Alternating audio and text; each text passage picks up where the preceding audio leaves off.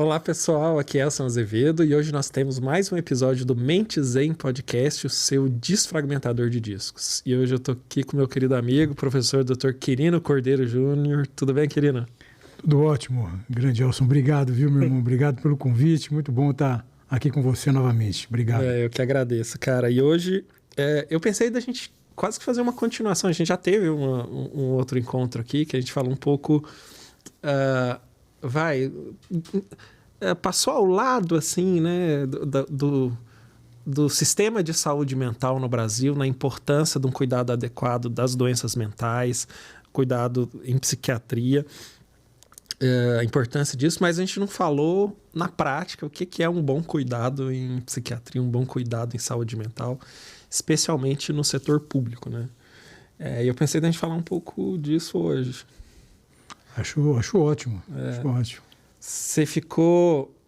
eu sei que você fez sua carreira inteira trabalhando como psiquiatra no serviço público, né? E vários anos sendo gestor de serviços públicos de psiquiatria, saúde mental.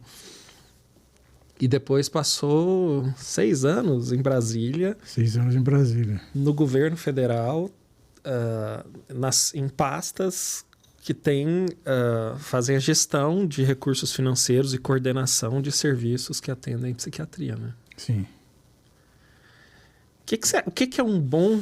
Como é que é um sistema de psiquiatria ou de saúde mental, de atendimento em saúde mental? O que seria um ideal, assim, na sua visão, de um expert, meu ídolo? Elson, o ideal é que a gente possa ajudar a construir uma rede de assistência para pessoas que apresentam transtornos mentais, incluindo a dependência química, que possa dar conta das distintas necessidades das pessoas. Uhum. E para que isso aconteça, é fundamental que nós tenhamos uma rede de serviços, uma rede diversificada de serviços. Uhum. Não é possível nós acreditarmos que vamos ofertar uma rede composta por poucos tipos de serviço e que nós vamos dar conta da complexidade das necessidades das pessoas. Uhum. E, infelizmente, o que nós temos tido no Brasil são iniciativas que, no meu entendimento, têm feito com que haja no país uma rede de assistência composta por poucos serviços. Uhum. E serviços que têm dificuldade, por conta disso, então, de atender às diferentes necessidades das pessoas. E é interessante porque no Brasil nós acabamos saindo de um extremo e caímos para um outro extremo. Uhum. Na história não tão recente do país, o que acabou acontecendo foi que houve a construção de uma rede assistencial que era centrada quase que exclusivamente em hospitais psiquiátricos, grandes hospitais, e que recebiam as pessoas e que acabavam ficando com essas pessoas internadas durante grandes períodos de tempo. E essa era a prática no mundo inteiro, né? Isso. E aí, era o que se tinha, era o jeito... Isso. E aí, assim, na verdade, se chegou no entendimento apropriado que ofertar só cuidado hospitalar não iria dar conta das diferentes necessidades das pessoas. E aí o que acabou acontecendo, então, é que a assistência hospitalar começou a perder força e acabou se organizando uma rede assistencial que tem um tipo de serviço, que são os CAPs, os Centros de Atenção Psicossocial, que são serviços de base comunitário, quase que a hegemonia do cuidado nessa rede assistencial.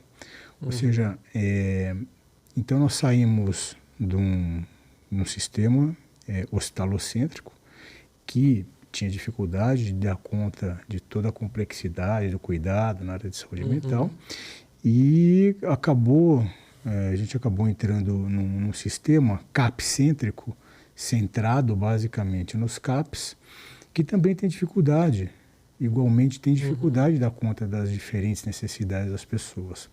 O que nós precisamos ter é uma rede ampla de serviços, é uma rede que precisa ser composta por diferentes estratégias de cuidado e de diferentes serviços, porque só assim a gente vai poder ofertar para a pessoa o cuidado que ela necessita. Então, por exemplo, o indivíduo que apresenta um quadro clínico mais grave, que tem situação de risco para si, colocando eventualmente outras pessoas em situação de risco, se ele precisar ser hospitalizado, a rede de saúde precisa ter um serviço hospitalar para receber essa pessoa. Precisa ter um pronto-socorro para receber essa pessoa numa situação de crise maior. Entretanto, se essa pessoa já está com um quadro clínico mais estabilizado, mas ainda precisa de um cuidado mais intensivo, o CAPS cumpre esse papel e precisa ser ofertado para as pessoas.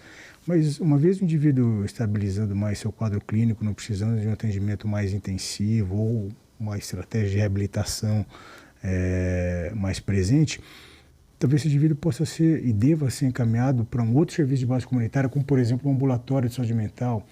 A atenção básica também precisa ser fortalecida. Enfim, a necessidade que diferentes serviços compõem essa rede essencial, porque as pessoas apresentam necessidades distintas de cuidado. E, às vezes, uma pessoa pode apresentar, durante o momento da sua doença, uma necessidade de cuidado, e essa mesma pessoa, num outro momento da doença, pode apresentar uma outra necessidade de cuidado. E é interessante porque uma das coisas que eu tentei fazer em Brasília, eu acho que foi uma tentativa que teve sucesso na ocasião, foi buscar ampliar e diversificar os tipos de serviços que compõem a rede essencial. Então, é interessante porque quando nós mudamos a política de saúde mental, em 2017, nós tínhamos, por conta de uma portaria do Ministério da Saúde, uma rede de atenção psicossocial que não contava, por exemplo, com hospital especializado, não contava com hospital dia, não contava com ambulatório de saúde mental, para internação psiquiátrica em hospital geral, não contava com enfermarias de psiquiatria no hospital geral, ou seja, era uma rede muito restrita. Não contava com enfermaria de psiquiatria no hospital geral? Não, eram só leitos de psiquiatria em hospital geral, mas não em enfermarias especializadas.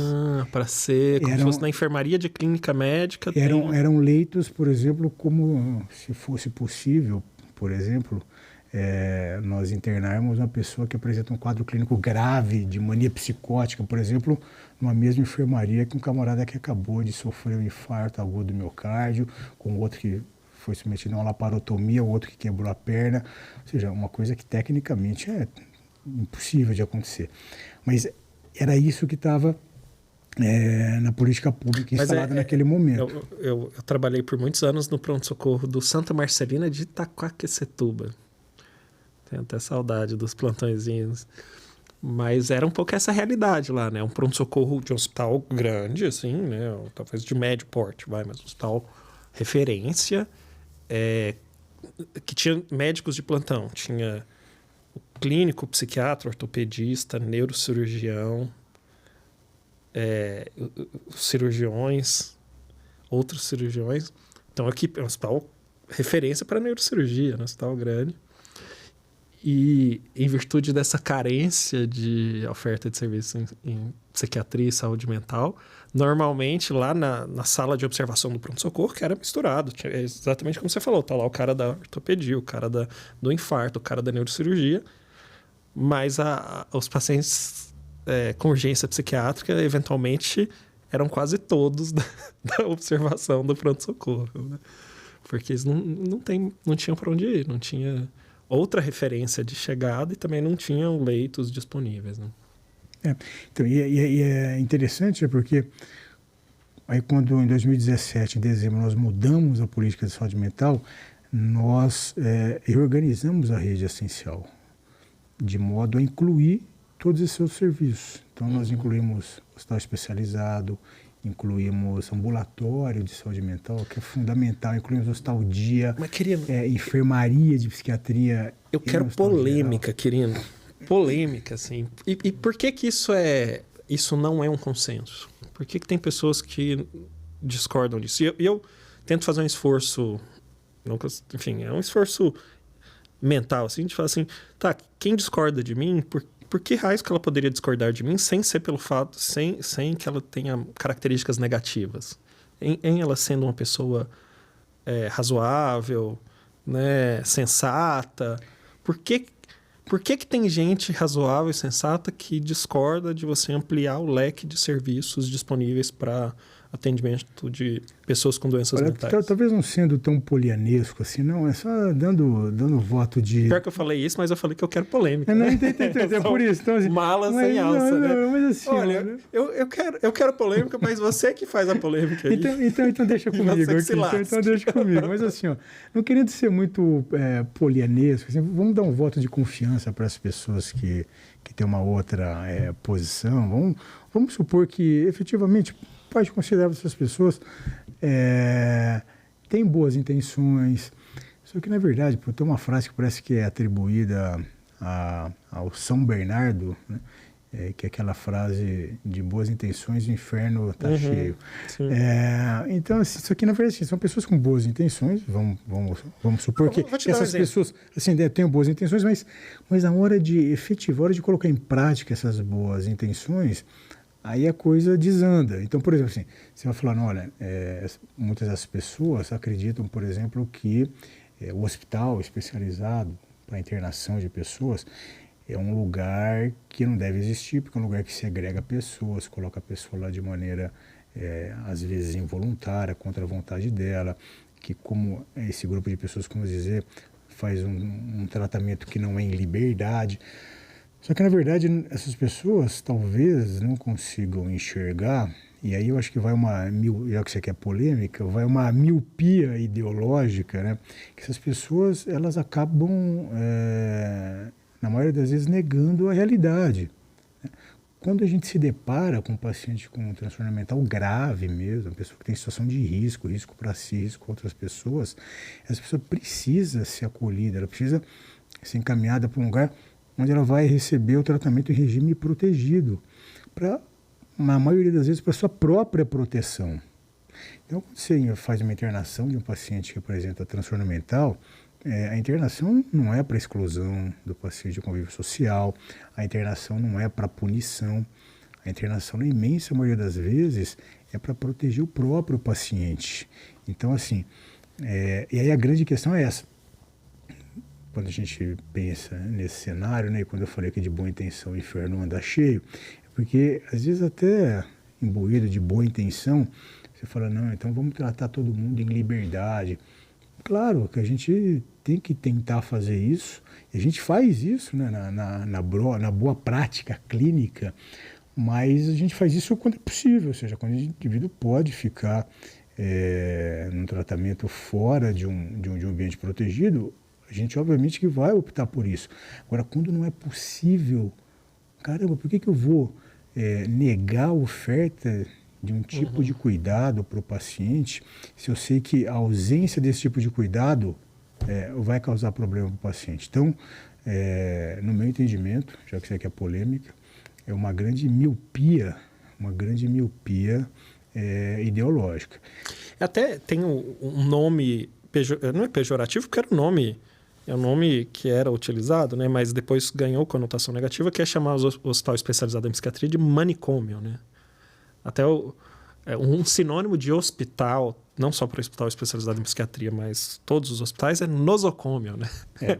E aí tem um manicômio que virou sinônimo de uma instituição asilar, que deixa as pessoas presas eternamente, que não tem condições sanitárias, etc.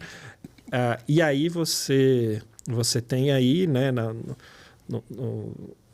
talvez ali na final da década de 60, década de 70, a luta antimanicomial, né, um movimento cultural e político para se posicionando contra situações inadequadas dos hospitais especializados daquele momento, né? Quando eu estava em Brasília, eu fui a um evento no Ceará. Uhum. Eu fui a um evento na Câmara de Vereadores, lá de Fortaleza. Uhum. E aí lá, num discurso que eu estava fazendo, por algum motivo que eu já nem lembro, já faz bastante tempo isso, eu acabei dizendo, eu quero reiterar aqui, que eu tenho a ideia de que a luta antimanicomial é o terraplanismo da saúde mental. Isso daí causou um certo furor na época, mas eu vou explicar aqui. É verdade mesmo que os hospitais psiquiátricos de décadas passadas, a imensa maioria deles tinha problemas importantes, violavam direitos, era uma situação bastante grave que acontecia em muitos deles. Só que, na verdade, passadas várias décadas, Uhum. hoje você negar a necessidade de existência desses serviços é uma coisa que é inacreditável. Tem uma colega psiquiatra que nós dois conhecemos, era lá do Departamento de Psiquiatria da Unifesp, que foi passar uma temporada no Canadá e voltou. Uhum. E eu estava, certa ocasião, batendo um papo com ela, né? Sobre políticas públicas e saúde mental lá no Canadá. Acho que ela continua lá, inclusive, ela Isso, mora lá ainda. E aí eu estava batendo um papo com ela e ela falou para mim, né? Falou, olha, eu estava tentando explicar um pouco o que acontecia na política de saúde mental aqui no Brasil, tentando explicar um pouco lá para os canadenses sobre a luta antimanicomial e ninguém entendia nada, né?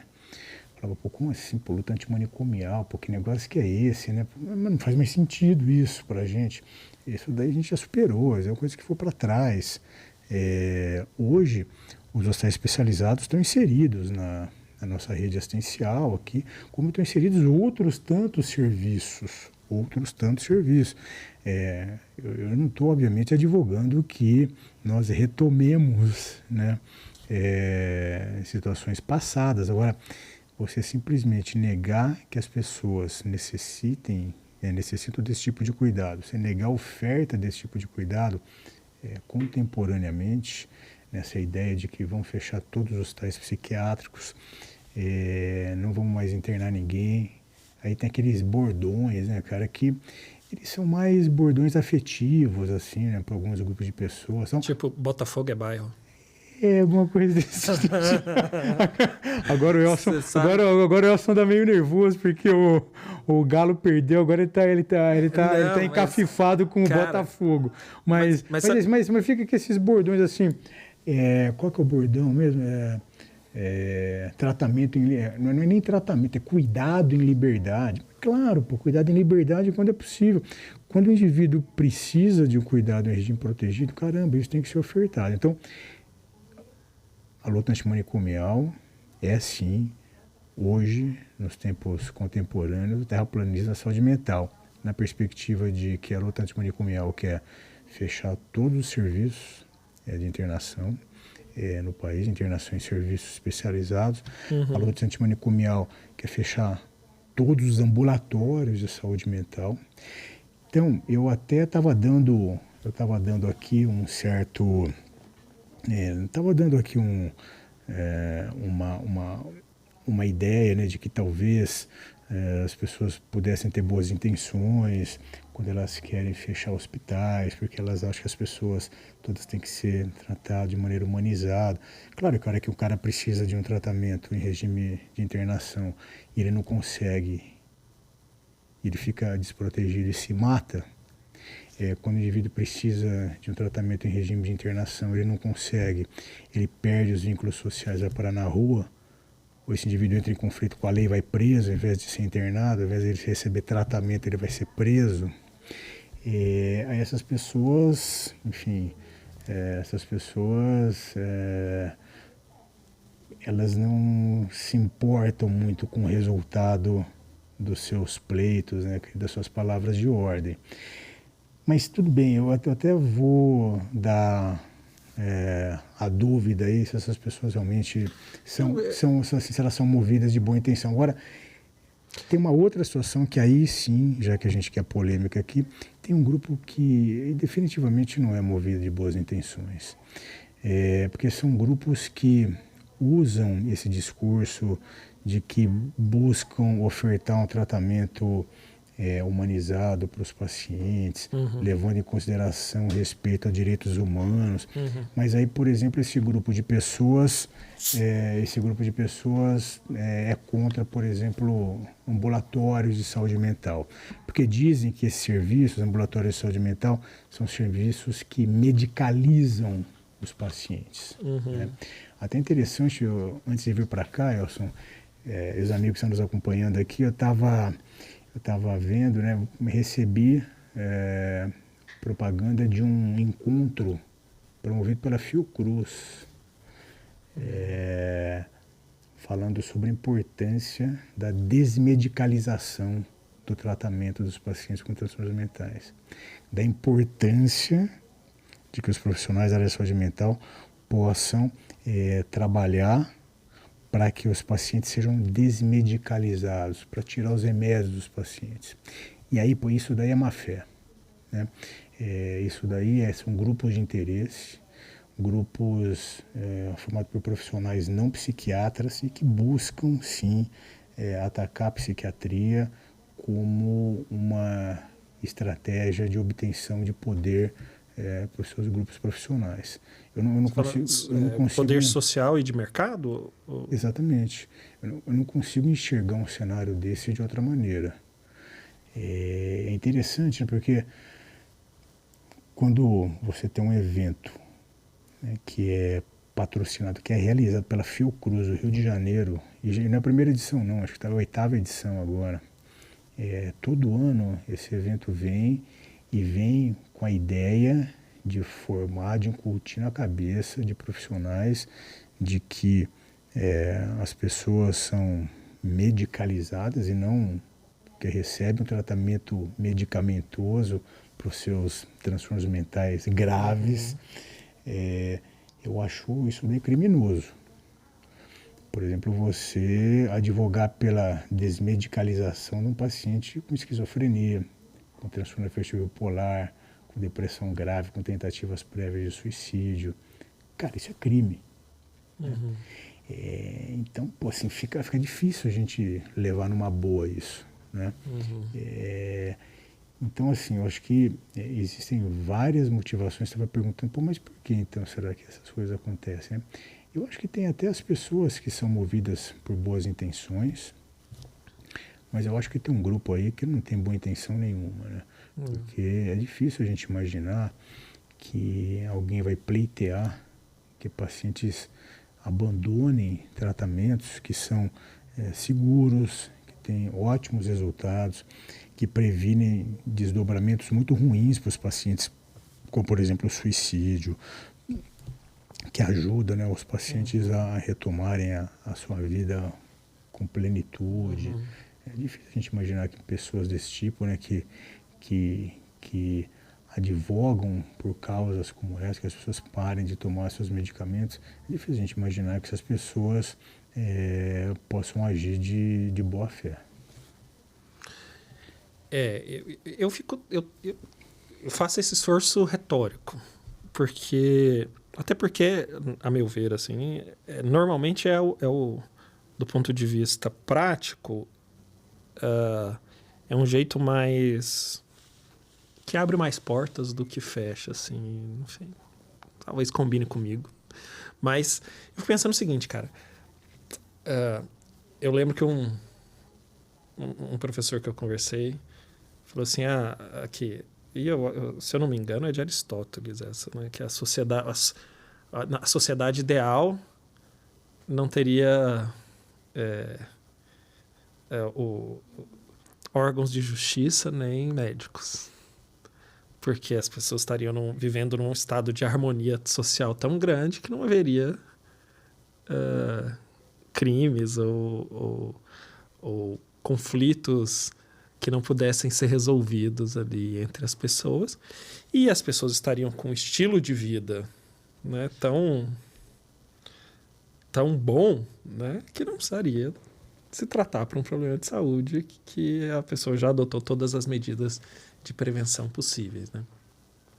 Eu tô, como você falou, polianesco, né, olhando o que eu encontro de sentido nisso, que para mim isso é verdade. Ninguém quer fazer... Nossa, meu objetivo de vida é fazer um tratamento para colesterol alto. Ninguém quer, né? Você não quer. A última coisa que você quer é ter que fazer um tratamento para um problema de saúde, né? O que não implica dizer que esse tratamento é desnecessário. O fato de o ideal ser você não precisar, não torna aquela opção de se tratar algo nefasto ou negativo, né? Interessante. Quando eu cheguei em Brasília... Não sei se faz sentido isso que eu falei. Não, eu sim. Viajei total. Mas só para te dizer que... e reforçar para todo mundo que está assistindo que Botafogo é bairro. Botafogo não. Tá Botafogo é bairro. Tá certo. E aí a verdadeira vitória nasce atleticano, né? Sabe que depois, Diegão, diz que tinha mais botafoguense que atleticano lá em Buenos Aires. Agora, a diferença das torcidas é bizarra, assim, né? Os botafoguenses tudo lá, comportadinho. Enquanto isso, o Galo doido estava sendo preso porque arranjou confusão no supermercado. Não, mas você sabe que... E depois da derrota do Galo, tava a torcida do atleticano gritando lá nos bares, assim, né? Botafogo é bairro! Botafogo é bairro! Mas você sabe, o meu moleque, eu tenho um moleque de 13 anos. Isso não tem preço, cara. Isso é melhor que título. Você sabe que o meu moleque ele adora futebol. Ele adora futebol. Eu ia falar que ele gosta de qualquer time, que ele gosta muito do Atlético. Não é de qualquer time que ele gosta. Assim. Mas ele gosta de qualquer time, mas o Atlético não é qualquer time. Ele gosta mais ainda das camisas de futebol. Ah, é? E agora, então só pra gente dar um break aqui na conversa, só um parênteses aqui, a gente foi viajar para Minas Gerais, pra gente fazer uma viagem assim meio cultural também, né, para ver as cidades históricas de Minas, tal. Eu fui com ele lá para querendo economizar, né? Querendo... viagem de meio de ano. Vamos fazer uma viagem aqui, pessoal, aqui. Vamos pra praia aqui, vamos aqui, Praia Grande. Não, foi uma viagem bem bacana, aliás, viu, cara? E aí eu fui lá para as cidades históricas com ele, né? E aí, a pessoa que a gente foi até até Belo Horizonte, depois de Belo Horizonte a gente foi de avião até Belo Horizonte, depois a gente desceu, ali, né? Depois a gente desceu de carro. Rapaz, assim, mas a hora que ele chegou em Belo Horizonte, ele ficou me perturbando, rapaz, que ele queria uma camisa do Galo, rapaz. Eu tive que sair caçando lá, rapaz, achei uma camisa do Galo, comprei uma camisa do Galo para ele. E sem querer fazer média com você, porque não há necessidade disso, mas acho que uma das camisas que ele tem, cara, eu nem sei quantas camisas de futebol, mas aquele mais usa do mesmo? Galo, rapaz. E o moleque, tadinho, fiquei com dó, viu? O moleque, ele tava torcendo pro Galo, apesar dele falar para mim que é corintiano, né? Eu não sei se é porque eu sou corintiano, mas ele é corintiano, e, enfim, mas ele torceu bastante pelo Galo. Mas voltando aqui à nossa conversa, é o seguinte, eu fui para o Brasil em 2017, fevereiro de 2017, fui para o Ministério da Saúde. Você vê o radicalismo desses grupos aí da luta antimanicomial, dessa militância toda, que na verdade é um pessoal que, na maioria das vezes, olha mais para os seus próprios interesses do que para os interesses dos pacientes.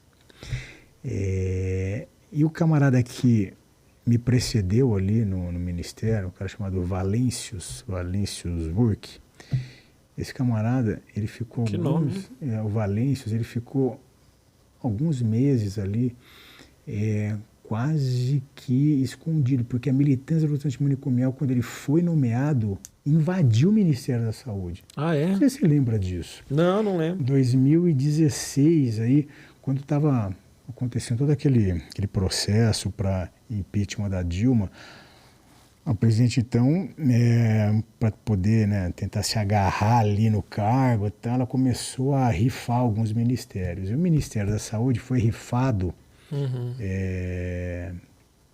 foi rifado, e quem acabou assumindo lá foi um senador do Piauí chamado Marcelo Castro, que é médico. Sei, sei. É interessante porque ele acabou, então, tendo uma ideia de que a política de saúde mental era problemática e tal, e ele acabou destituindo, ele acabou demitindo, exonerando o antigo coordenador de saúde mental, que era o Roberto Ticanori, que é uma figura da luta antimanicomial, aí, um ícone da luta antimanicomial brasileira, tal.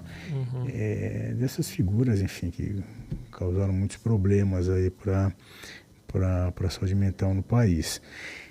E aí o Ticanori foi então exonerado e o Valêncios foi nomeado em seu lugar. O que acabou acontecendo?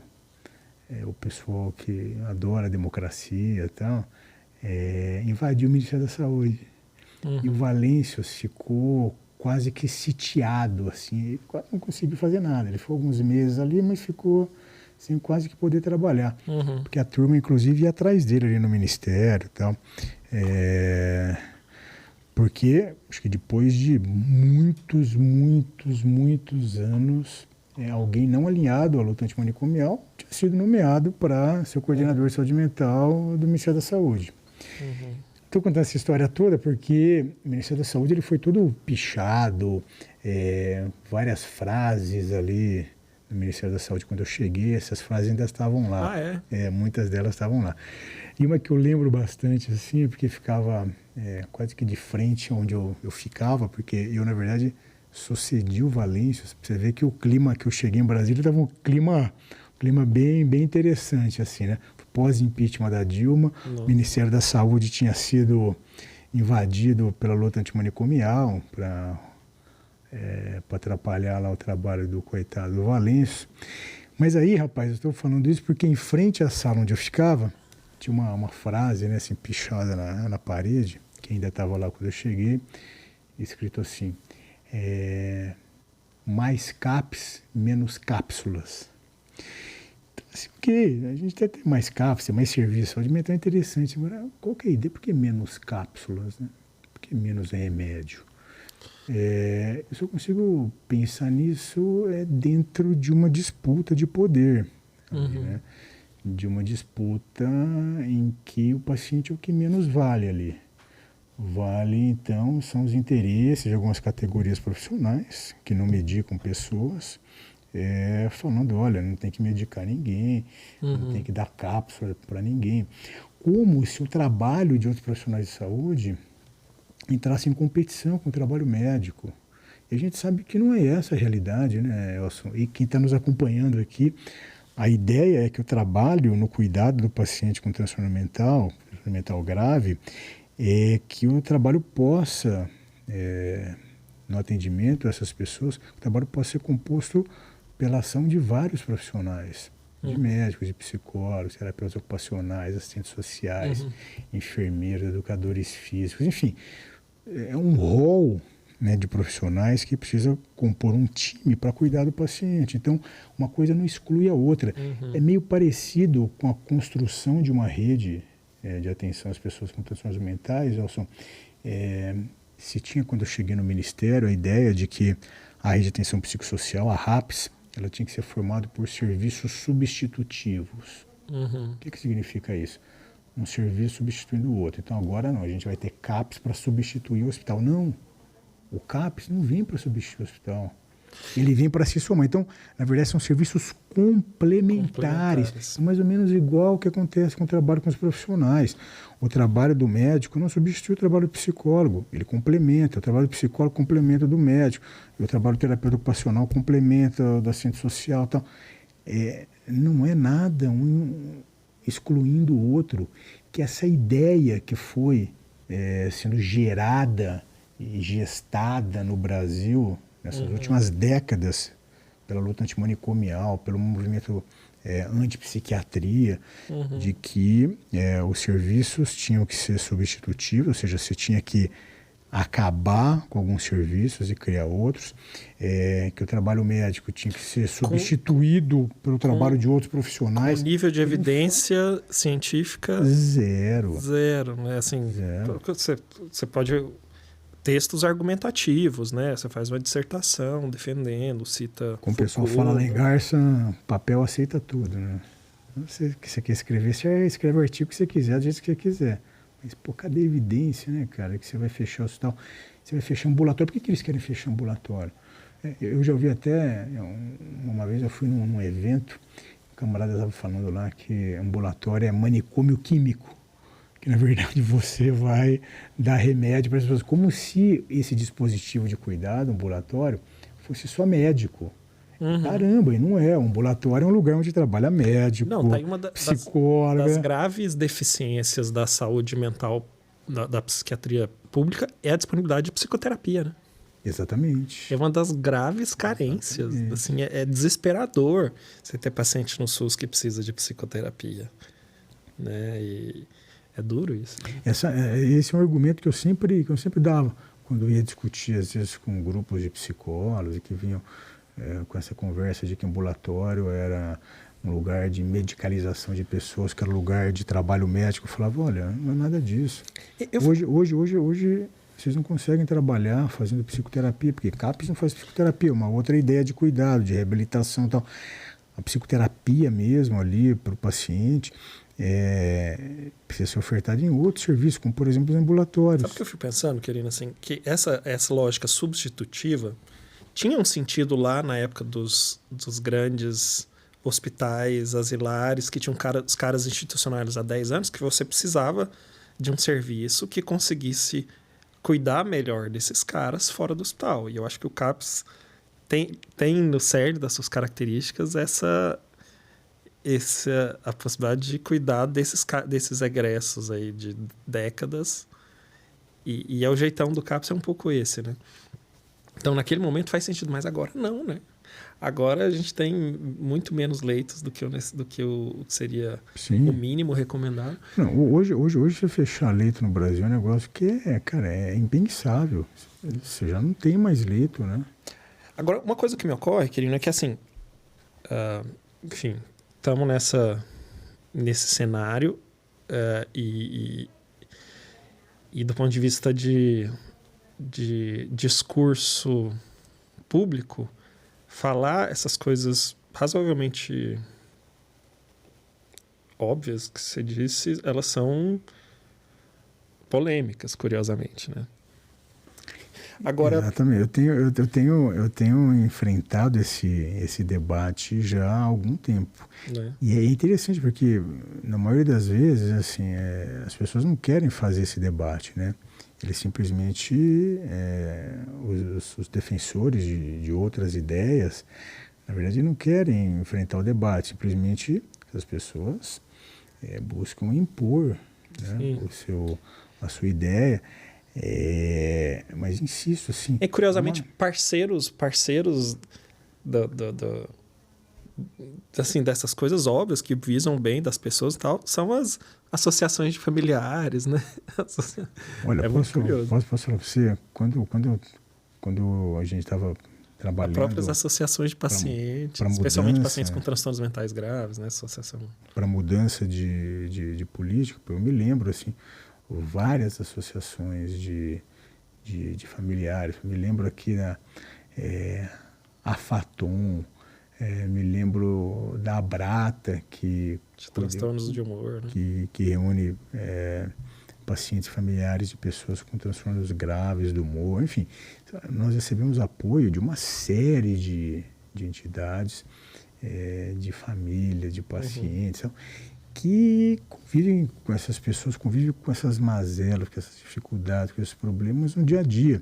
E percebem, né, que esses discursos ideológicos, essas palavras de ordem, então, elas às vezes até acalentam ali os corações mais incautos, assim, mas na hora do mundo real, de verdade, cara, assim, a necessidade, a realidade, na verdade, ela é muito crua, assim, né?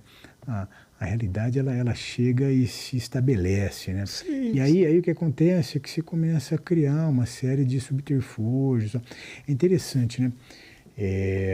Quando eu cheguei em Brasília, né, eu estava vendo, por exemplo, os CAPs, né, que insisto, assim, só no primeiro ano, só para você ver, que a minha ideia é que a gente possa ter todos os tipos de serviço. Para quem está aqui nos acompanhando, só para ter uma ideia, 2017, primeiro ano que eu estava em Brasília, que eu fiquei em Brasília no Ministério da Saúde, só naquele ano nós habilitamos mais de 100 CAPs no Brasil. Foi uma das maiores habilitações assim, de todos os tempos.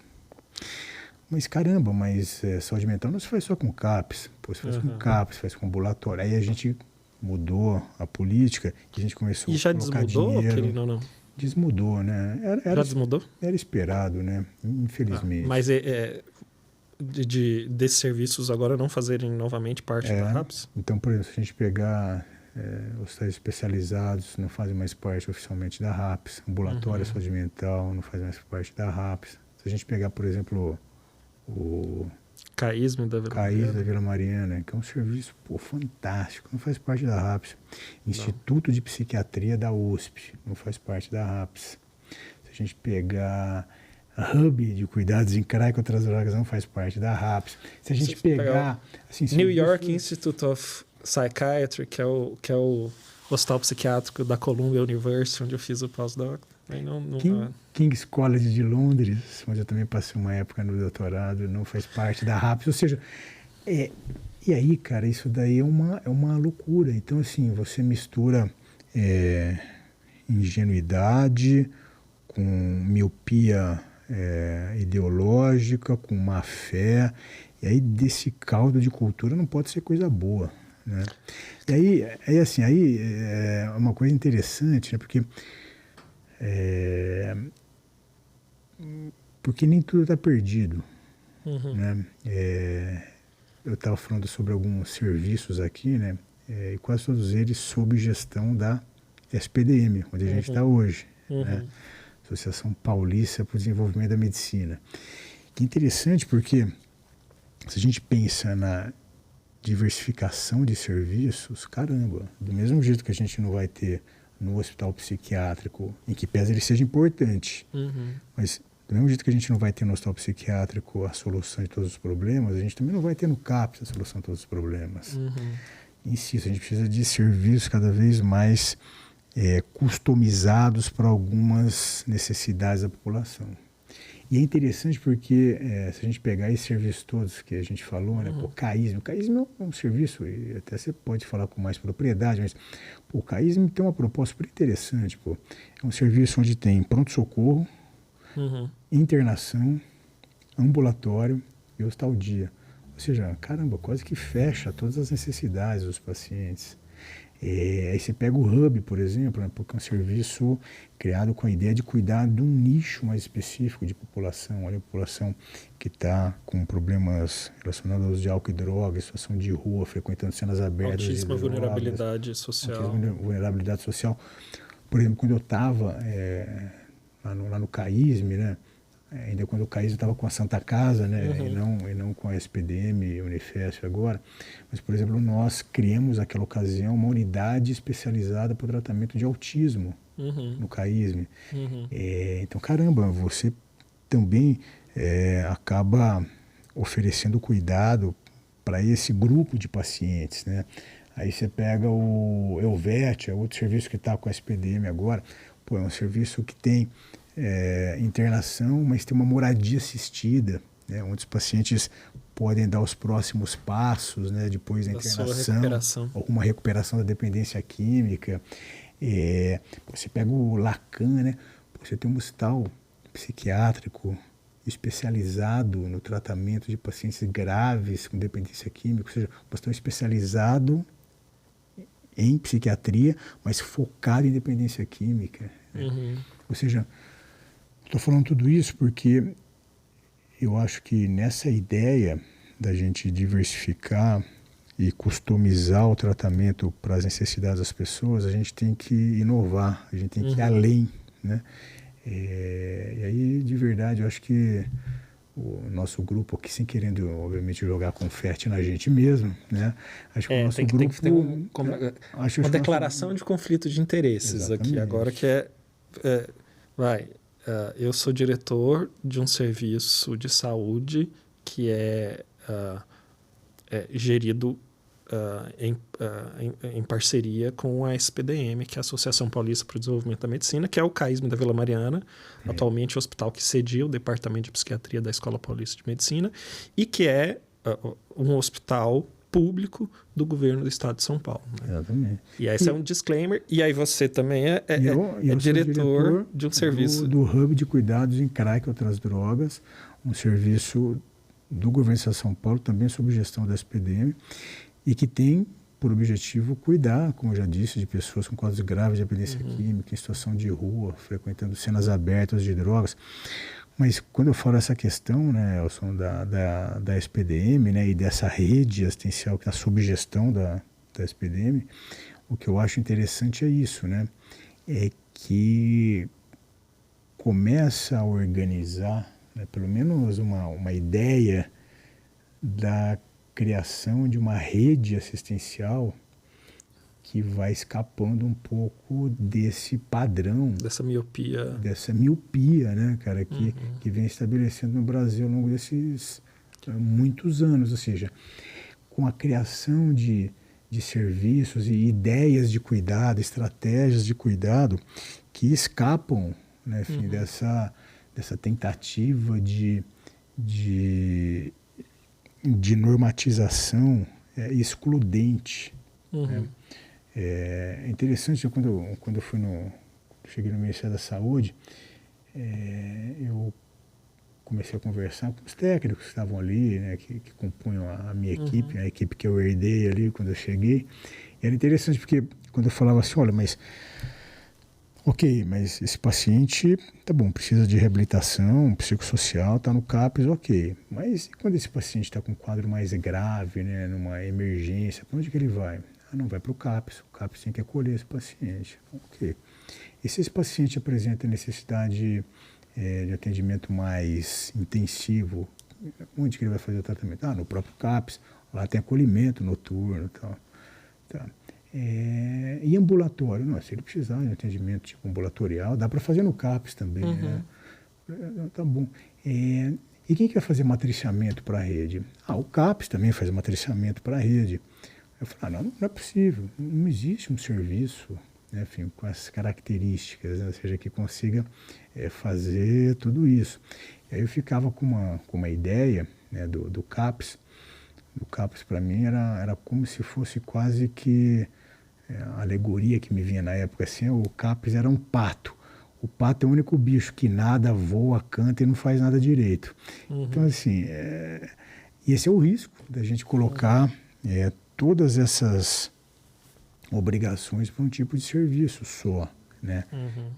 Para dar conta. Então, a ideia é que você possa diversificar a rede, né? Que você possa ter vários serviços, que você tem que ter em quantidade, mas você tem também que ter serviços diversos, né? Para dar conta de todas as necessidades das pessoas. Porque senão a gente pode pegar um CAPS infantil, por exemplo. É uma coisa que quando a gente abriu esse serviço de referência de autismo, né? Quando eu estava na Santa Casa ainda, lá no CAISM, foi interessante porque nós começamos a receber pacientes lá, né? E lá era assim, funcionava no CAISM, mas era um serviço à parte, ou seja, era um prédio à parte, então funcionava mais num espaço físico ali. Mas era interessante quando a gente criou esse serviço, esse novo serviço para atender exclusivamente pacientes com autismo, eu ouvi assim de várias mães que chegavam ali e falavam, meu filho está em tratamento no CAPS, e como é que é o tratamento lá, né? Eu falava, não, o tratamento lá, o meu filho faz grupos terapêuticos junto com criança que tem depressão, a outra que tem problema com droga, a outra que tem TDAH, junta todos os moleques ali e faz um grupo de tratamento. Caramba, nenhuma dessas crianças vai se beneficiar disso. os tratamentos têm que levar em consideração as peculiaridades, as necessidades de cada tipo de paciente. E hoje, por exemplo, a gente sabe, né, existem abordagens específicas para o tratamento de autismo. As crianças se beneficiam, tem literatura, tem evidência científica nessa área. Caramba, você não pode pegar uma criança com autismo, colocar num grupo e fazer um grupo de sei lá o quê. Por quê? Porque hoje a gente sabe que tem um tipo específico, algumas abordagens específicas para o tratamento de autismo, que as crianças melhoram e que isso faz diferença na vida delas. E que se você não oferecer isso, você vai estar quase que selando o futuro dessa criança. Essa criança vai ter um prognóstico muito pior do que se ela recebesse os tratamentos apropriados. Então não faz sentido mais, sabe, a gente pensar nisso. Então, CAPS infantil, você põe todo mundo ali, faz grupo para todo mundo igual, e o diagnóstico pouco importa, porque o diagnóstico é um instrumento para rotular as pessoas, é um instrumento do poder médico, e vai nessa conversa toda, essa pataquada, e quem sofre é a criança que tem autismo, que poderia estar recebendo tratamento especializado, que iria fazer diferença no futuro dela. Então, é um pouco isso que é complicado. E às vezes coisas simples, né? Eu lembro também lá no ambulatório no serviço de autismo que a gente criou lá, quando eu estava na Santa Casa, que é interessante porque algumas mães chegavam e falavam assim, não, meu filho tem, não lembro, tantos anos e ainda está de fralda. Lá no CAPS onde estava, não fizeram trabalho para tirar a fralda porque falava que não, que isso é um absurdo, né? Você fazer um tratamento comportamental na criança, né? Que outras coisas tinham que ser abordadas, que não adestrar a criança, né? Para tirar a fralda. Isso seria como se fosse adestrar a criança, né? Aí eu ficava pensando, né? Caramba, às vezes... Ganho de independência que é, às né? vezes o fato... Cara, é um negócio simples, mas assim... você desfraldar uma criança, tirar a fralda de uma criança e que depois vai ser um adulto, né? Isso daí pode ser no futuro uma situação que, se alguém tiver que ficar com essa pessoa para ajudar essa pessoa na vida adulta, tal, só faz essa pessoa estar desfraldada, isso daí já é uma situação que vai facilitar demais alguém ficar com essa pessoa para ajudar, para cuidar dela no futuro. Tal.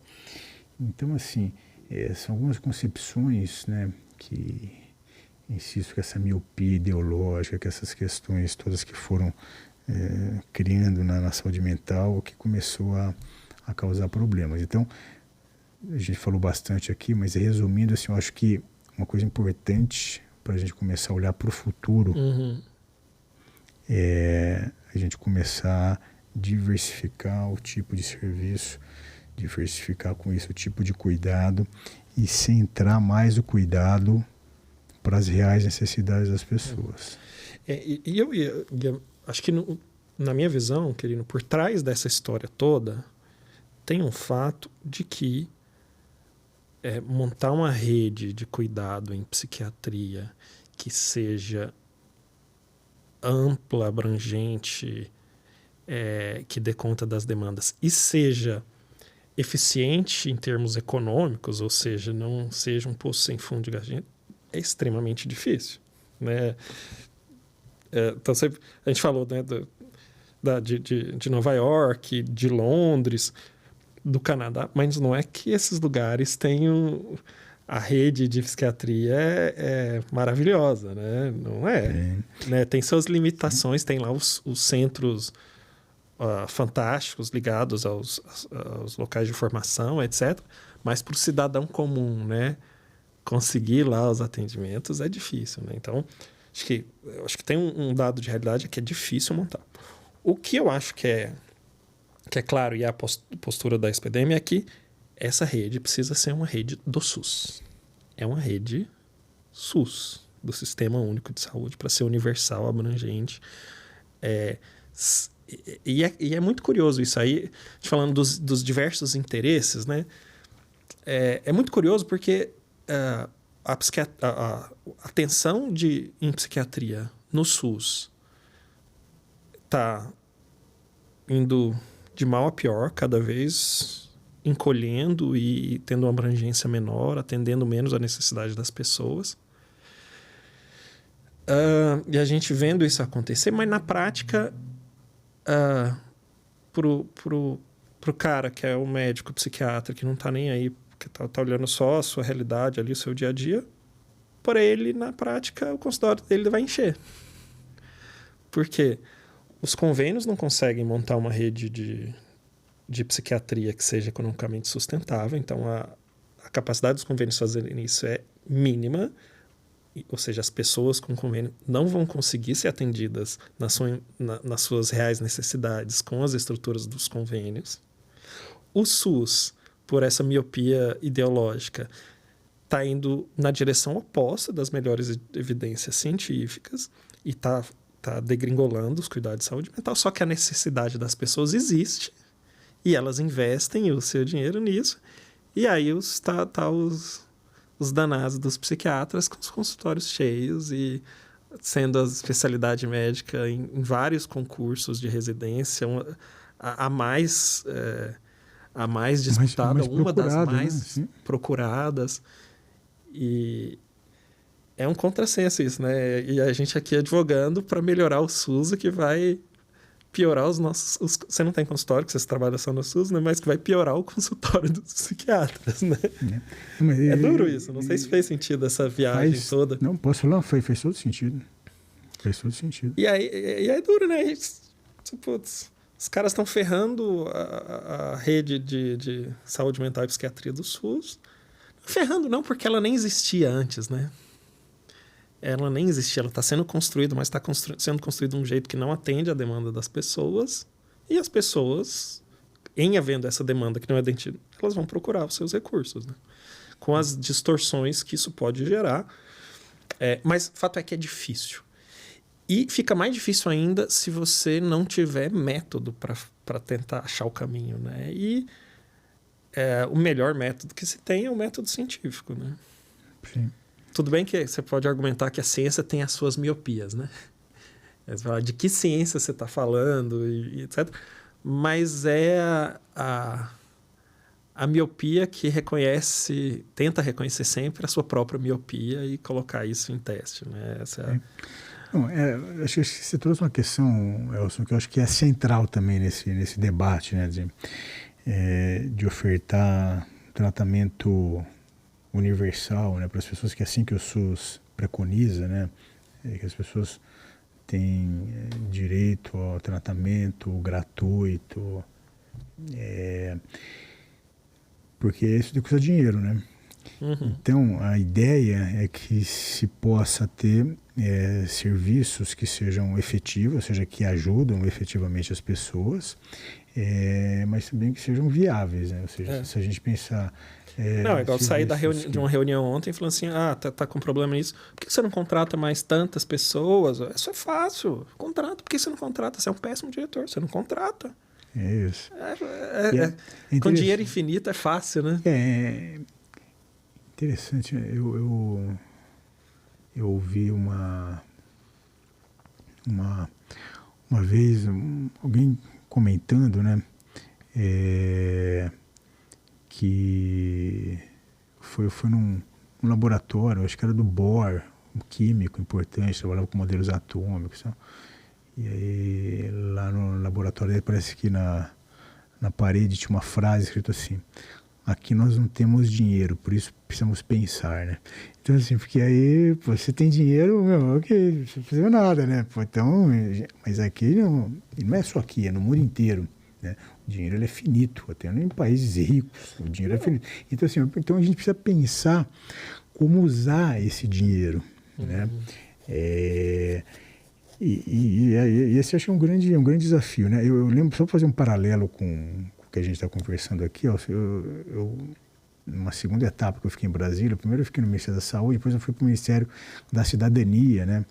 Cuidar da política sobre drogas, e na política sobre drogas tinha lá uma parte que cuidava do tratamento de pessoas com dependência química, e é uma política correlata, é uma política irmã da política de assistência na área de saúde mental, até porque dependência química é um problema de transtorno mental, é um problema de saúde mental. Mas eu estou falando sobre isso porque teve uma época em que eu me debrucei bastante sobre ações de prevenção às drogas, né? É interessante porque existem inúmeros programas de prevenção às drogas que são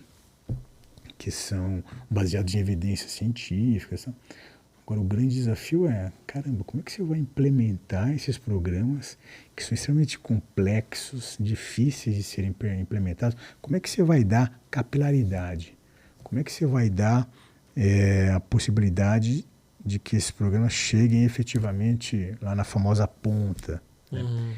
Como é que você vai capilarizar isso? Você precisa de dinheiro, você precisa formar gente, você precisa ter uma estrutura montada em cada escola. Por exemplo, alguns desses programas são baseados na escola. Então, será que só evidência científica é importante para a política pública? É o primeiro passo, né? Funcionar é o primeiro passo. Agora, será que é possível que isso seja implementado de fato? Será que existem condições para a gente dar capilaridade, ou seja, para a gente dar volume nessa ação? Então, esse é o grande desafio. Por quê? Porque envolve dinheiro, muitas vezes envolve formação de recursos humanos. Acho que esse é um outro grande desafio, Elson. Sabe qual que é o nome bonito disso? Capacity Building. Nos tempos de Nova York. Então, assim, às vezes... Capacity Building. Então, às vezes, tem grandes ideias que se transformam em grandes programas, são realmente efetivos, mas são tão complexos para eles serem implementados, para que possa chegar na ponta ali. Cara, funciona que é lá inviável. em Monte Carlo, né? No sistema de saúde de Monte Carlo, no sistema de Luxemburgo. Funciona, talvez numa escola onde você vai colocar... aquelas crianças vão se beneficiar. Agora, como é que você vai colocar isso em todas as escolas? Como é que você vai fazer com que isso daí realmente chegue? Você vai ter que fazer treinamento, capacitação de todos os professores. Mas aí a gente tem questões até mais simples, né, Elson? Por exemplo, quando a gente fala no tratamento de autismo, né? Caramba, quantos profissionais hoje no Brasil, por exemplo, tem capacitação em qual que é o método lá no ABA? Quantos profissionais hoje no Brasil? Você abre um leque de discussão, porque assim, o que é a formação oficial em ABA? Que você tem a certificação internacional? Sim, mas pouquíssimos. Mas é isso, mas eu estou falando do ABA, porque a gente está falando de autismo, mas eu poderia falar, não, tá bom. Quantas pessoas hoje são especialistas em psicogeriatria? Psiquiatra da infância e adolescência. Não vou nem falar sobre autismo especificamente, vamos pegar um pouco mais amplo. Quantos psiquiatras da infância e adolescência tem no Brasil hoje? Então, assim, a capacitação, a formação de recursos humanos é um outro grande desafio que a gente tem para a gente implementar essas ações. Assim, e só para... porque a gente está falando aqui, né, a sua pergunta inicial, né, de uma boa provocação, interessante, assim, o que a gente tem que fazer, né? Então, em termos de serviço, de cuidado. Então, pensando em saúde pública, a primeira coisa que eu diria é isso. Obviamente, claro, dar mais capilaridade, ter mais serviços em número, mas não é só isso, né? Você tem que ter serviços diversos, você tem que ter serviços e oferta de cuidado baseado em evidência, tem que ter capacitação, enfim, você tem que ter um monte de coisa. Mas isso, falando ainda em termos de serviço. Mas eu acho que uma outra questão importante, que acho que é um segundo ponto que eu queria falar um pouquinho aqui, e eu trabalhei bastante isso nessa outra frente, Elson, quando eu estava no Ministério da Cidadania, trabalhando mais com a questão da recuperação de dependentes químicos, que é o envolvimento da sociedade civil. Por exemplo, o tratamento da dependência química para recuperação. Interessante, tem estudos realizados lá no Instituto Cochrane, para quem está nos ouvindo aqui. O Instituto Cochrane é um instituto que hoje em dia é um dos principais institutos que constroem evidências na área de saúde. Nas práticas de saúde. Qualquer intervenção. Isso funciona ou não? Exatamente. Eles fazem essa... Então é interessante. Tem um trabalho publicado recentemente pelo Instituto Cochrane, mostrando, por exemplo, que a estratégia dos 12 passos, que é utilizado, por exemplo, pelo grupo de narcóticos anônimos, alcoólicos anônimos, né, que são os grupos de mútua ajuda, são tão ou mais efetivos às vezes do que a abordagem terapia cognitivo comportamental, assim. Interessante isso, né? Quando a gente pensa em saúde pública, ou seja, ações para ajudar cada vez mais pessoas, você não vai tentar facilitar com que esses grupos possam ter mais salas de narcóticos anônimos, de alcoólicos anônimos. Está certo que os grupos anônimos eles têm algumas questões de parceria e tal, mas será que o poder público não poderia, pelo menos, não atrapalhar? Porque você sabe que tem alguns CAPs que não aceitam, né, alcoólicos anônimos, narcóticos anônimos, porque falam que os grupos anônimos trabalham com abstinência, trabalham com uma ideia de espiritualidade e tal. E aí tem uma má vontade com os grupos anônimos. Caramba, eles são tão ou mais efetivos do que o tratamento ofertado pelos profissionais. O gold standard da ciência, que é a terapia cognitiva. Para algumas pessoas que têm um ego aí mais fragilizado, esse é um grande pontapé na canela, assim, né? Fala, caramba, né, como é que os caras se juntando ali nos grupos, nas salas de narcóticos anônimos, funciona mais do que quando o cara vai para um CAPS, para um serviço. Tá bom? Então, essa é uma questão interessante. Envolver grupos da sociedade civil, né? Assim, e que fazem já o seu trabalho. A gente está falando dos narcóticos anônimos, mas tem grupos que trabalham com famílias. Sabe que, só te interrompendo, assim, claro. Curiosamente, né? Porque o SUS, se você pegar os princípios do SUS, não o que se escreve no SUS especificamente sobre saúde mental, mas o SUS geralzão, tem coisas maravilhosas, porque é isso da participação dos usuários, né? Das famílias, tudo está lá na lógica do SUS, né? Do SUS geral, né? Mas é isso, assim. Então, quando eu estava no Ministério da Cidadania, a gente... Como é que é a camiseta lá que você falou? Viva o SUS. Viva o SUS. Por quê? Porque, às vezes é mais retórica do que... Mas é isso. Mas é importante. Só não pode ser retórica. Só. Não, é porque o SUS... É uma luta, né, cara? Só que se quem está lutando... Tem várias lutas dentro da luta pelo SUS, né? Sim. Para que o SUS seja o melhor que ele pode ser, né? Mas, na verdade, até pensando assim que a gente está falando... a gente está falando sobre a SPDM, que é uma instituição que enxerga a possibilidade de fazer no SUS tratamentos de excelência nas várias áreas da saúde, né? Pelo SUS, né, no slogan da 100% SUS, para fazer o melhor tipo de cuidado possível, né? E eu acho que se a gente não deixar muito claro, né, que a luta é pelo SUS mesmo, pelo SUS que possa ser o melhor possível para as pessoas. Só que o jeito que está o SUS, você está fazendo o quê? Você está falindo o SUS e as pessoas estão tendo que recorrer ao que é possível. E se for pensar só com uma visão míope, assim, né, não deixa estar então, porque o consultório dos psiquiatras só enche, né? Interessante, quando eu estava no Ministério da Cidadania, eu busquei, do mesmo jeito que a gente mudou a política de saúde mental, né, em 2017, lá no Ministério da Saúde, em 2019, quando eu saí do Ministério da Saúde e fui para o Ministério da Cidadania, a gente mudou a política de drogas do Brasil. E na parte assistencial, a gente também ampliou a rede de cuidados. A gente colocou todos esses serviços aí, hospital psiquiátrico e tal, mas a gente colocou também nessa grande rede de cuidado para pessoa com dependência química, grupos de mútua ajuda, tipo os grupos anônimos, né? Os grupos de apoio e suporte familiar, ligado aos grupos anônimos, a gente tem Alanon, Naranon, tem outros grupos que trabalham com famílias, como Amor Exigente, Pastoral da Sobriedade, Cruz Azul do Brasil, ou seja, tem várias entidades que fazem um trabalho muito importante. E a gente buscou, lá no Ministério, dar suporte para esses grupos. Né? A gente fazia editais, por exemplo, para que os grupos apresentassem projetos, para a gente poder custear expansão de grupos no Brasil. A gente trabalhou bastante com as comunidades terapêuticas, né? que também são ligados a grupos da sociedade civil e que oferta acolhimento para as pessoas com dependência química. A gente aumentou demais assim, o financiamento. Só para a gente ter uma ideia, quando a gente chegou lá, no Ministério da Cidadania, o governo federal financiava um pouco mais de 2.000 vagas no Brasil inteiro. A gente chegou a mais de 17.500 vagas financiadas pelo governo federal em quase 750 com as terapeutas no Brasil inteiro.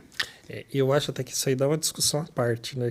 Porque assim, eu vejo algumas zonas de cinzentas ali, de questões do tipo assim, por exemplo, a gente está capengando assim, com enormes dificuldades com a quantidade de leitos psiquiátricos. E, obviamente, como você falou, né, não são serviços substitutivos, são complementares, né? Mas nessa falência essa falta de leitos psiquiátricos, aí se surgem atrocidades que o uso inadequado desses outros recursos, né? Então, assim, a comunidade terapêutica sendo usada como um substituto da internação psiquiátrica, pacientes que precisariam de internação psiquiátrica. E aí, por conta dessa distorção, acontecendo desfechos negativos para os usuários, né? Sim, sem dúvida. E aí você queima esse equipamento porque, numa pequena parte, ele está sendo usado inapropriadamente num modelo substitutivo que não seria o adequado. Mesma coisa eu vejo aí, com risco de ser polêmico, por exemplo, o CAPS com acolhimento noturno, que é um jeito de fazer internação hospitalar sem médico, né? Que é uma atrocidade, né? E aí, se a gente permite isso, e aí agora os convênios também estão fazendo isso, né? Então, assim, olha, colocando lá como se fosse um rol de internações hospitalares em hospital especializado, e aí quando você vai ver, não tem médico 24 horas. Não sei se você já viu isso. Faça uma varredura no seu convênio que você usa, e olha lá, o que está listado como locais de internação hospitalar para psiquiatria, você vai perceber que quase todos não são internação. Mas está escrito lá, internação. E aí você vai no site dessa instituição que está oferecendo internação, está escrito lá, internação. Aí você vai falar assim, não, mas está errado.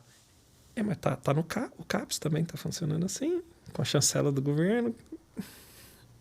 É mesmo uma questão importante, né? Você sabe, a gente tá junto lá no CAISM, eu de um tempo para cá eu fui designado, né? Câmara Técnica. Mas pelo departamento de psiquiatria da escola, da Unifesp, a ficar como docente responsável ali pelo pronto-socorro lá do CAISM, né? Graças a Deus, viu? Mas você sabe que isso é uma conversa que eu tenho quase que diariamente ali com os colegas e com os residentes, né? E nesse processo de formação de pessoas, assim, para que esses profissionais possam entender exatamente isso que você falou, Elcio, que eu acho que é central nisso tudo, assim. A gente tem que tomar muito cuidado, né? CAPS é importante? É importante. É importante ter CAPS 3? É importante, desde que você não use esse serviço para fazer um arremedo de internação. Uma terapêutica é importante? Claro que é. É uma estratégia de cuidado, uma metodologia de cuidado de recuperação extremamente interessante, desde que, obviamente, você não use isso daí como um arremedo de internação, ou seja, na falta de internação hospitalar, aí você coloca o cara no CAPS. Eu sempre falo para os residentes, a gente vai mandar esse paciente aqui pro CAPS 3, pro CAPS AD 3, tudo bem? Eu falo, depende, não sei. Esse paciente tem indicação de internação, porque se ele tiver indicação de internação, não é para o CAPS 3 que você vai mandar. Mas não tem leito. Ou fala assim, mas assim, você fala, você vai mandar para uma terapêutica? Você vai mandar para uma terapêutica, por exemplo, eu sou diretor lá do Hub. A gente encaminha pacientes para uma terapêutica e pacientes para internação hospitalar. Aí é aquela questão, o paciente está grave, ele fez de internação. Mas não tem vaga. Bom, então eu vou mandar para uma terapêutica? Não, eu vou ficar com ele ali no Hub até aparecer uma vaga de internação hospitalar. Então, esse ponto que você tocou aí, Elson, é fundamental. Então, assim, é importante que a gente oferte uma terapêutica para as pessoas. Pô, eu sou diretor lá do Hub, você foi diretor lá na época do Cratode, né? Caramba, são serviços que ajudam muito e tem uma estratégia de recuperação bem interessante, tá? Que ajuda um monte de pessoas, né? E acho que essa é uma outra questão, né, Elson? Assim, na área de dependência química, mais especificamente, um dos pontos centrais aí da oferta de cuidado é que você possa oferecer um leque, né, que dê um match, né, assim, entre a oferta de cuidado e as necessidades dos pacientes, mas às vezes não só isso, né? A própria expectativa do paciente, né? Porque às vezes o paciente procura ali o serviço. Hoje lá no Hub a gente tem tentado bastante isso, né? De encaminhar o paciente tentando juntar as coisas, assim, né? A necessidade clínica dele, mas também tentando levar em consideração a expectativa que ele tem, né? Então, pô, tem cara que chega lá e fala, eu quero um pouco uma terapêutica. Cara, eu vou avaliar, pô, se ele tiver psicótico, risco de suicídio, se tiver um quadro mais grave, risco de abrir um quadro de abstinência. Eu não vou mandar ele para uma terapêutica, claro. Não é o serviço para onde ele vai ser encaminhado. Agora, se ele está com o quadro clínico mais estável e tal, e ele quer para uma terapêutica, ok, pô, eu vou tentar encaminhar para uma terapêutica. Então, a ideia também, que eu acho que para a questão da dependência química é importante, né, a gente tentar fazer ver se casa as coisas, né? Ou seja, você mandar o cara para um lugar onde as necessidades clínicas dele sejam contempladas, um pouco mais amplas, as necessidades psicossociais dele, não só clínica, psiquiátrica, mas é isso, né? Se ele tem suporte familiar ou não, se ele está em situação de rua, leva em consideração outras questões que são importantes, mas também leva em consideração, às vezes, o desejo do próprio paciente, né? Não, eu empaquei aqui mentalmente nessa, que eu fiquei com muita raiva nessa coisa dos convênios, né, dessa história. E aí, mas depois eu fui refletir assim, eu vou ficar com raiva de quem? Dos convênios que, por mais que estejam cobrando atrocidades, do jeito que eles estão organizados, a rede deles, a margem, eles funcionam, na verdade, estão todos endividados, falindo, e eles só sobrevivem porque daqui a pouco vem um outro grupo e compra, sei lá o que eles aprontam. Compra aquele grupo de seguro-saúde ou plano de saúde que estava falido, compra durante uns 10 anos, aí esse grupo que comprou fale, aí vem outro e compra, e aí esse outro que comprou fale de novo. Então, assim, uma massa falida desses convênios, que eu não sei como é que perpetua. E aí os caras não têm margem de não, vamos pagar mais o hospital psiquiátrico, porque o que acontece é isso. A diária que os convênios pagam para os hospitais psiquiátricos não cobre a diária do hospital psiquiátrico. A diária que os convênios pagam. Não estou nem falando do SUS. O SUS apesar de você ter contribuído para aumentar para caramba, continua sendo... E quando em 2017 a gente aumentou o valor da diária, caramba, os caras quase me mataram, né? Porque, caramba, é manicomial e tal. Você aumentou não sei quantas vezes, ainda assim não fez nem a cocinha. Mas o do convênio, a diária é maior, só que não paga o custo da diária do hospital psiquiátrico. Aí eu vou ficar com raiva do hospital que falou assim, então o jeito que eu vou montar um outro serviço que é mais ou menos internação, só que ele não vai falir com esse dinheiro que o convênio paga. É ridículo, mas eu entendo. É a lógica econômica operando aí, né? Por mais que a gente não queira. E aí, para dizer que esse é um desafio mesmo, você oferecer o cuidado com o dinheiro que você tem, né? É difícil pra caramba. E é difícil pra caramba, só que a gente precisa de gente boa, tipo você, tipo as melhores mentes que a gente tem para pensar como fazer isso bem, né? E aí a gente tem o exemplo da SPDM, que é a instituição que a gente faz parte. Até para quem não conhece, a SPDM é a Associação Paulista para o Desenvolvimento da Medicina, é uma instituição filantrópica de 90 anos de existência, uma instituição filantrópica que foi fundada para montar uma faculdade de medicina na cidade de São Paulo, que é a Escola Paulista de Medicina, uma das mais renomadas instituições de ensino em saúde e medicina do Brasil, reconhecida internacionalmente, referência em diversas áreas. E a SPDM ela foi ao longo dos anos, né? Lá em 1953, se não me engano foi 53, a Escola Paulista de Medicina foi federalizada, né? Então, a Escola Paulista de Medicina deixou de ser, digamos assim, parte,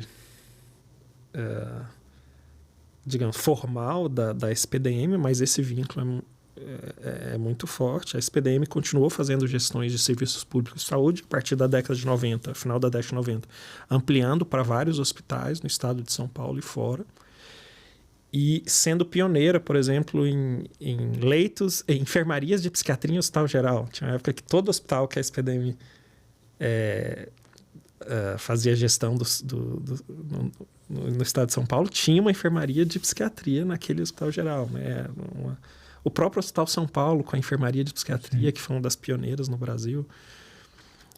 E a SPDM, nos últimos anos, foi se tornando um exemplo de uma rede diversificada de oferta de serviços para cuidar de saúde mental, serviços de psiquiatria. Então, acho que um pouco...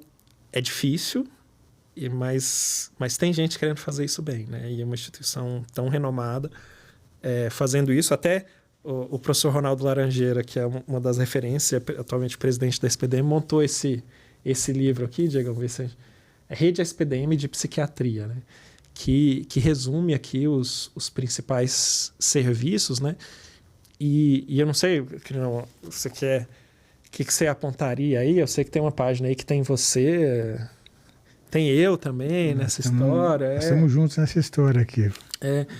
E assim, convidar vocês a conhecer a instituição. Entra lá no spdm.org.br, conheça a história da instituição filantrópica que atua fazendo gestão de diversos hospitais públicos no estado de São Paulo, muitos deles premiados com certificações internacionais de qualidade, né?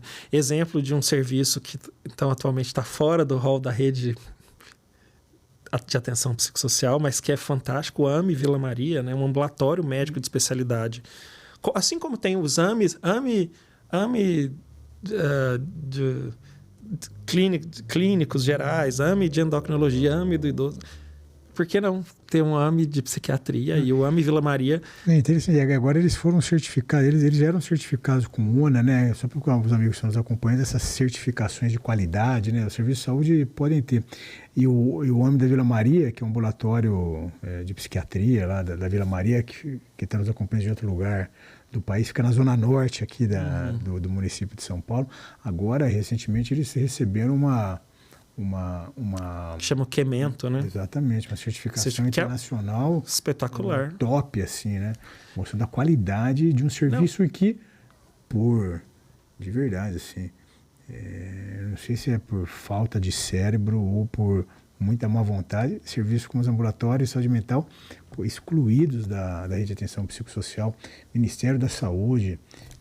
Me ajuda aí, né? E os consultórios... inacreditável, né? E os consultórios dos psiquiatras lotados, porque é isso, aí a demanda não para, né? Consultório de psiquiatra, consultório de psicólogo, nada mais é do que um ambulatório. Exatamente. Então, só que é um ambulatório que você vai lá e paga, né? E aí no SUS fala, não pode, porque isso daí é medicalização e outros argumentos malucos, assim, né, cara, que são inaceitáveis. Então, Ministério da Saúde, por favor, vai... Ministra Nisa Trindade, isso daí é inadmissível, né? Vamos lá, vai. Eu acho que é isso, né? A gente tem exemplos de... Porque é difícil. Então a SPDM, sob a liderança ao longo de décadas, assim, de algumas das mentes mais brilhantes da medicina no Brasil, né? E atualmente o presidente da SPDM, o professor Ronaldo Laranjeira, que há décadas... com um professor titular da Escola Paulista de Medicina, um cara referência com prêmios internacionais pela sua atuação na área das dependências, né? E ele contribuindo para que essa rede seja formada. A SPDM é uma das maiores empregadores de saúde do Brasil, mais de 60 mil colaboradores. Eu acho que aí tem aqui, vamos aproveitar, vamos mostrar aqui para os amigos, então tá aqui, ó, tá pegando, né? O Elcio já mostrou, mas Aqui, ó, Rede SPDM de Psiquiatria. Aliás, acho que eu estou ali, né? Para os amigos que estão nos acompanhando aqui, né? A rede de psiquiatria da SPDM, que está aqui nessa publicação aqui, todos os serviços, enfim, contando a história de cada um deles. É interessante porque a rede SPDM de psiquiatria é a maior rede de serviços de psiquiatria do Brasil. Né?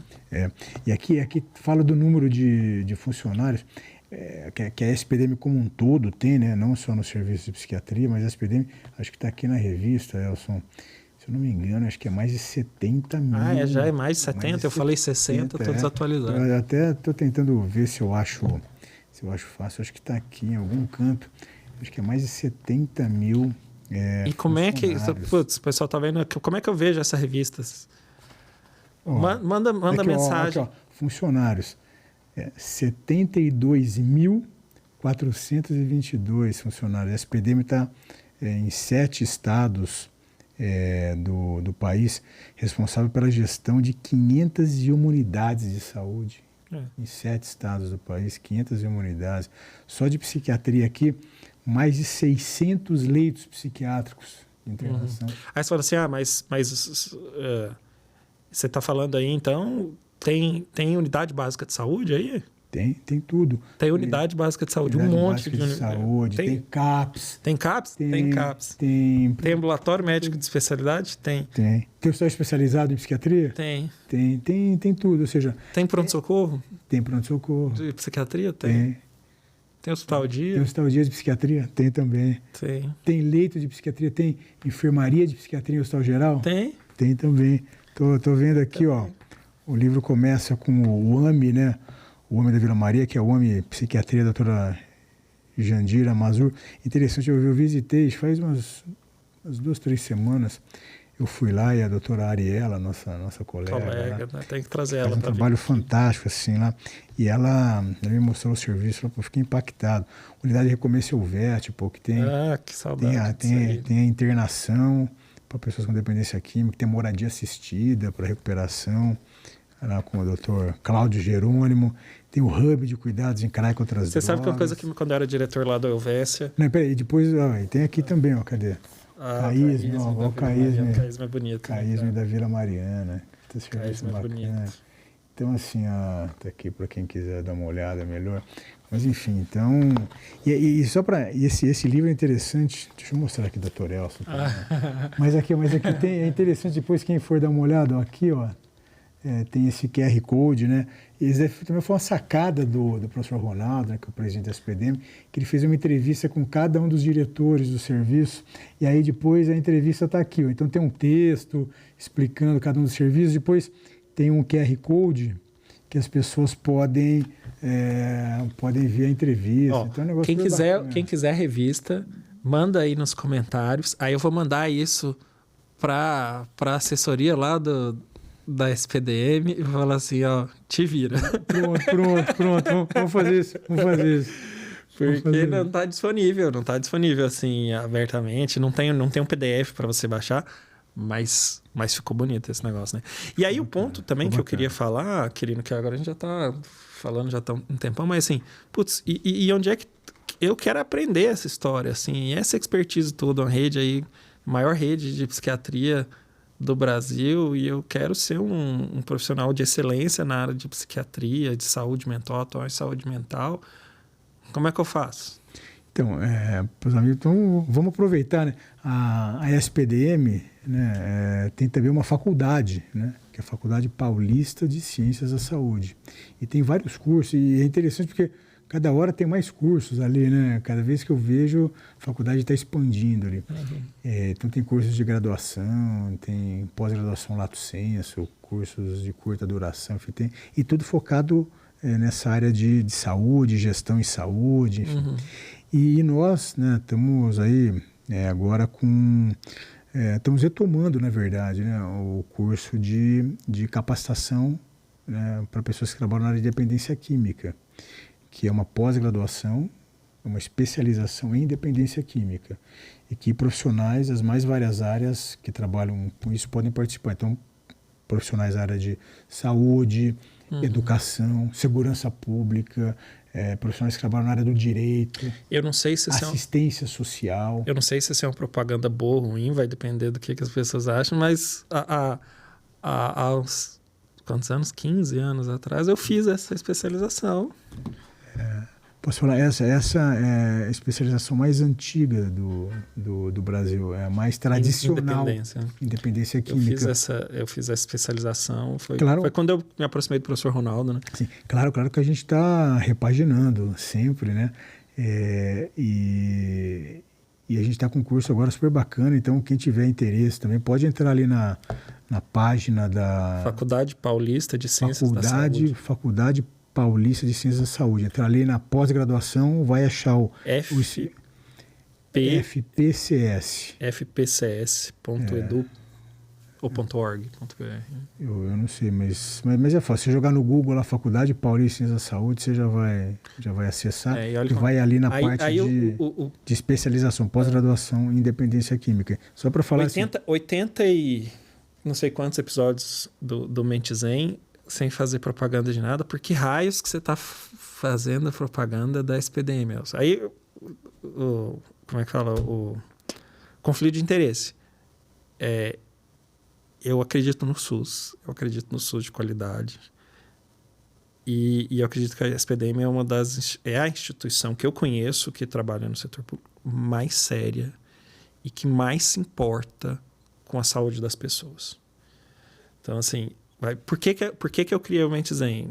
Eu e as pessoas que estavam comigo, e até por incentivo do Cadu, do Carlos Eduardo Tirano, que é o produtor, junto com o Diegão aqui, que ajuda a fazer o Mente Zen, para que essa plataforma pudesse ajudar, de alguma forma, as ações de utilidade pública em saúde da SPDM e do Departamento de Psiquiatria da Unifesp, que são os meus vínculos institucionais. Assim, esse é o único motivo de existir do Mente Zen.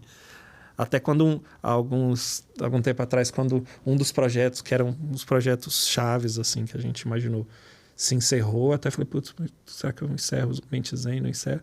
Eu falei, não, a luta continua, assim, né? O motivo, esse motivo, né, de auxiliar... Aí depois a gente tem que fazer um inventário para ver se está ajudando em alguma coisa ou não, né? Mas é por isso, né? Assim, porque é uma instituição séria, com 90 anos de existência, focada em oferecer serviços SUS de qualidade para os usuários, e que não foge da luta no SUS. Falar, o SUS está subfinanciado, ninguém quer chegar perto desse serviço, porque esse serviço é subfinanciado, mas é um serviço que a população precisa, que se importa e que a SPDM se esforça. Não, é a maior... O próprio CAISM da Vila Mariana, eu não sei o que ia acontecer, mas provavelmente ia fechar, ou então ia ter outro uso, ia, sei lá, ser cedido para um serviço central, histórico para a saúde mental dos estados.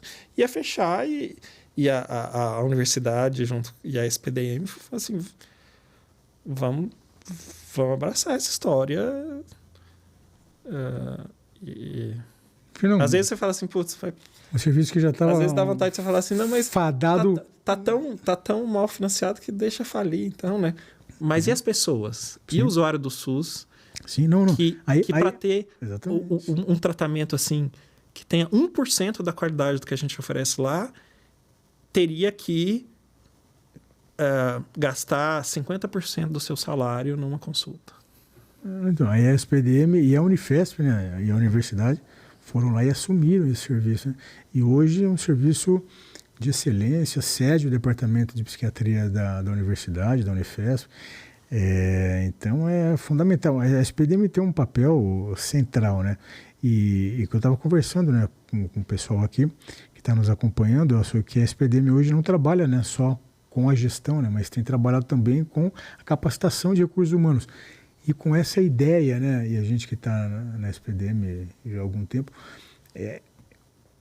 uma capacitação e formação de recursos humanos para o SUS. Né? Ou seja, de ofertar a possibilidade que as pessoas possam se capacitar para trabalhar em serviços do Sistema Único de Saúde. Isso é fundamental. Né? Você sabe que talvez esteja nada a ver com o resultado da Libertadores, mas assim, às vezes bate uma vontade assim, putz, o que eu tô enfrentando essa aqui? Deixa eu tocar meu barco aqui, meu consultóriozinho e tal, tocar minha vida sem esse... mas aí você sabe a hora que a conta não fecha, que não, aí tudo bem, tocando a minha vida lá no meu consultório, adoro atender as pessoas, enfim, é o que eu faço de melhor, assim, que eu me preparei mais para fazer na vida. E aí, e quando meu paciente no consultório precisa se internar, o que eu faço? Vai internar o cara tem convênio bom. Cadê os hospitais do convênio? Aí eu olho a lista lá, quase todos estão oferecendo internação psiquiátrica, que não é internação psiquiátrica, que é um estilo CAPS 3 / comunidade terapêutica, fantasiado. E se eu estou internando, se o cara precisasse só de um... provavelmente eu não internaria o cara, estou internando, o cara está em iminência de ter um evento grave, colocar a vida em risco. E aí, não, esse aqui é o hospital. Aí o cara interna lá, recebe um serviço de péssima qualidade, porque é um hospital que também está subfinanciado, e ele vem e fala para mim, mas você falou que eu tinha que internar. Essa internação foi horrível. Porque o serviço que tá falido, tá... O que eu faço? Não, então vamos internar particular, que vai ficar 100 e poucos mil por mês. E aí? Não é isso. Aí não fecha a conta, né? É a hora que... Então eu vou atender o consultório, só que eu não vou atender paciente grave. Se vier paciente grave, eu encaminho para alguém. É duro, né? E aí, Nelson, assim... Conta não fecha. Não, e se a gente não... E a gente, e tem muito mais gente, né? Graças a Deus, trabalhando, lutando para que a gente possa ofertar à população serviços públicos. Não é só ofertar o serviço público, né? Ofertar tratamento de qualidade. Porque a gente já conversou aqui, né? No serviço, a pessoa tem que encontrar tratamento de qualidade. Não, eu tenho certeza que o CAIS da Vila Internação, o CAIS da Vila Mariana, é melhor do que todos os hospitais de convênio que eu já conheci. Né? Aí eu falo isso, aí o pessoal que está lá trabalhando no CAIS da Vila Mariana, que quer me matar, que não, por que você não... É tão fácil porque você não contratou tantos profissionais a mais, quer me matar, me xingar, e eles acham que eu estou falando isso só da boca para fora para me defender. E aí, e se a gente não continuar, não é só, eu insisto, não é só a gente, tem um monte de gente, tem SPDM, tem vários grupos que também são articulados e ombreados com a gente nessa luta, tem várias, hein? Mas se a gente não continuar com isso, é interessante, né? O tratamento de qualidade na área de psiquiatria vai ficar restrito a uma parcela ínfima da população, né? Basicamente quem tem dinheiro para pagar. A gente tem, né, serviços aqui em São Paulo, né? A gente não vai falar o nome aqui, claro. Não, 4 mil a diária fora o honorário médio. Isso, exatamente. Ou seja, que é inviável para o custo dos remédios. Para a imensa maioria das pessoas. Agora, quem tem dinheiro para bancar um serviço desse, vai encontrar um serviço de qualidade e tal. Não só a parte técnica, mas de hotelaria e tal. Vai encontrar um serviço, exceto a hotelaria, mas um serviço tão bom quanto o CAIS da Vila Mariana. Então, é engraçado, né? Mas eu acho que o nosso objetivo é isso, é tentar aproximar, né, o máximo aí, em termos técnicos e também, enfim, de hotelaria e de tudo que for possível. O que é ofertado no privado, que seja ofertado no público também. Né? E eu acho que aí é duro isso, né, cara? É duro isso. Mas de vez em quando eu preciso de um apoio aí, que eu fico... Putz, essa semana eu tô especialmente baqueado aí na... Não, cara, o trabalho ele é grande, mas ele é necessário, e cada vez mais, né? Cada vez mais necessário. Vou lá tocar meu baixo quietinho. Inclusive vai ter show da banda Psycho Blues. Pô, então já aproveita, fala para os amigos que estão nos acompanhando, vai onde? Psycho Blues. Vai ser no New Rainbow Rock Bar, no Jabaquara.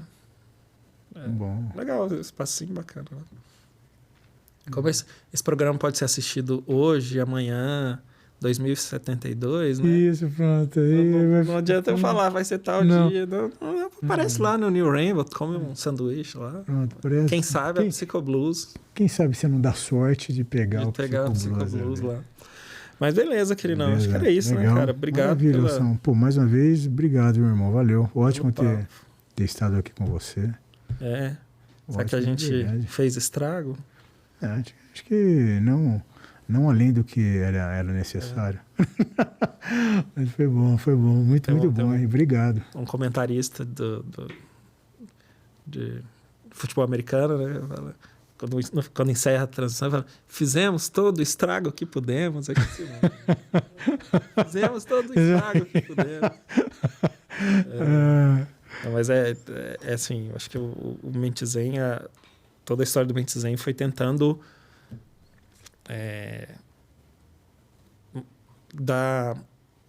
discutir elementos para o bem-estar em saúde mental, conhecimento científico numa linguagem mais pessoal, mais... O cara que senta aqui para conversar, ele precisa falar o que ele realmente acha, assim. Não adianta falar o que... A famosa abrir o coração. Abrir o coração, mas com alguém que entende muito do que está falando. Então, uma conversa com o professor Neuri Botega, cara. Sumidade em prevenção de suicídio, que é a minha área de atuação principal. E assim, cara... E ele falando de um jeito tão pessoal... Isso aqui é o que a gente tentou fazer desde o começo do Mentizen. Mas, ao mesmo tempo, assim, né? Com essas informações e tal, porque a ideia também não é ser youtuber, né? Não, a ideia é ser um veículo, assim, que as pessoas possam contar de conhecimento de qualidade. Mas isso aqui é oferecer conhecimento de qualidade também, cara. Que se a gente não lutar por uma saúde mental no SUS, ninguém vai ter saúde mental. Só os 0,1% ou 0,01% que vão ter atendimento apropriado para a saúde mental. Se o SUS não fizer, vai ser difícil. E se a gente não lutar pelo SUS, se você que está assistindo não lutar pelo SUS, não vai ter... Tem um monte de gente ganhando dinheiro com o SUS se lascando, né? Inclusive na área de saúde mental. Né? Então, acho que é isso. Talvez um desabafozinho aí. Né? Bom. Não é não, Diegão? Chora que eu te escuto. Pessoal, então, prazerzão, querido. Valeu, Elson. Obrigado. Valeu. E com isso a gente encerra mais um episódio do Mentizen e a gente se vê no próximo vídeo.